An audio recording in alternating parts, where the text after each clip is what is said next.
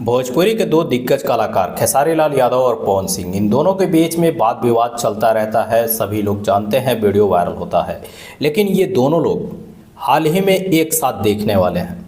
आपको live proof दिखाएंगे यहाँ पे कि खेसारी लाल यादव क्या कहते हैं और पवन सिंह क्या कहते हैं, क्योंकि आप सभी सोचते रहते हैं कि ये दोनों एक साथ अब दिखने वाले नहीं हैं। लेकिन आज ये कंफर्म हो गया कि जिस जगह पे पवन सिंह रहेंगे उसी जगह पे खेसारी लाल यादव भी रहेंगे, क्योंकि ये लोग लाइव आकर के इस बात को बोले हैं। तो एक छोटा सा क्लिप आपको दिखाते हैं पवन सिंह का। हमारा हलवानी 14 मई 2025 बराही धाम चपला पलामू में। तो जैसा कि आप लोग सुने हैं कि पवन सिंह एक दुर्गा माँ का मंदिर बनने वाला है, जो कि विश्व का सबसे ऊंचा मंदिर होगा।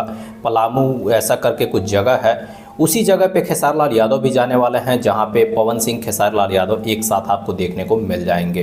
तो आप सब ये सोच रहे होंगे कि पवन सिंह के मुंह से तो हम लोग सुन लिए, लेकिन खेसारी लाल यादव नहीं बोले हैं। तो खेसारी लाल यादव का भी एक छोटा सा क्लिप आपको दिखा देते हैं। बराही धाम हुसैनाबाद पलामू।